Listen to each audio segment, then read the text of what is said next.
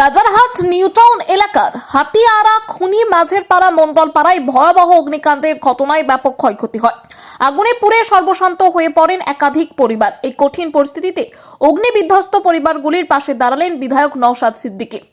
আজ তিনি ওই ঘটনাস্থলে পৌঁছে ক্ষতিগ্রস্ত পরিবারের সদস্যদের সঙ্গে কথা বলেন এবং তাদের দুর্দশার কথা মনোযোগ দিয়ে শোনেন। বিধায়ক আশ্বাস দেন ওই সংকটময় সময়ে তিনি ও তার দল ক্ষতিগ্রস্তদের পাশে রয়েছে।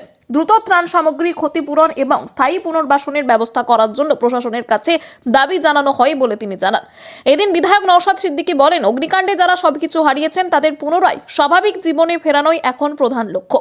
একই সঙ্গে তিনি প্রশাসনের কাছে দ্রুত ও কার্যকর পদক্ষেপ নেওয়ার আহ্বান জানান। অন্যদিকে স্থানীয় বাসিন্দারা প্রশাসনের কাছ থেকে অবিলম্বে সহায়তা ও নিরাপত্তার ব্যবস্থা জোরদার করার দাবি তুলেছেন। অগ্নিকাণ্ডের কারণ খতিয়ে দেখার পাশাপাশি ভবিষ্যতে এমন ঘটনা যাতে আর না ঘটে সেই বিষয়েও ব্যবস্থা নেওয়ার দাবি উঠছে। এই মুহূর্তে ক্ষতিগ্রস্ত পরিবারগুলির পাশে থাকার বার্তা তুলে ধরলেন বিধায়ক নওশাদ সিদ্দিকী। আমার ভোট থেকে তাহলে কেন পাচ্ছি না আমি সুবিধা করি?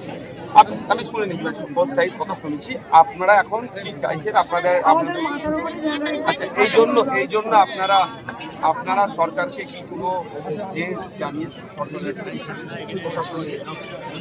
প্রশাসন বলতে আমাদের কাছ থেকে স্কুল থেকে একটা করে কাগজ দেওয়া হয়েছে, তো আমাদের থাকারই জায়গা নেই, আমাদের থাকার জায়গা নেই এখন, তো আমরা কাগজ জমা দেবো কি করে?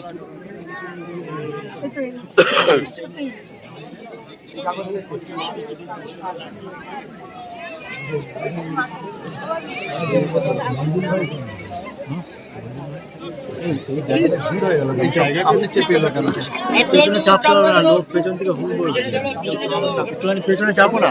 আচ্ছা, মানে হচ্ছে এর পার্টিকুলার আপনার কি ছিল না ছিল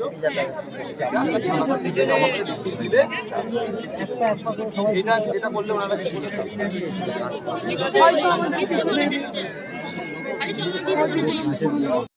জিজ্ঞাসা করুন। শুধু এখানে আমি পার্টি হ্যানকান টিকিট নিয়ে দিবার প্রশ্ন নয়।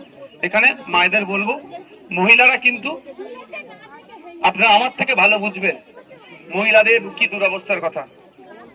আপনারা মহিলাদের জন্য একটু এগিয়ে আসবেন। আর মহিলাদেরও বলবো, হয়তো আপনাকে সামনে পেয়েছে, এই লোকে এসে কাপড় দিয়েছে, অন্য মা এসে একটা কাপড় দিয়েছে, কাজ করবেন না।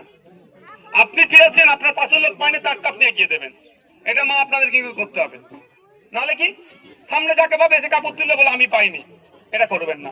আপনার বাচ্চা একটা মোটা জামা পেয়েছে, আর একজনের কোলে একটি বাচ্চা আছে, অন্যজন যখন তার বাচ্চার কাপড়টা নিয়ে এসছে আপনি তাকে এগিয়ে দেন, বলুন আমি পেয়ে গেছি, ঢোকে দাও। এটা আপনাদেরকে কিন্তু করতে হবে।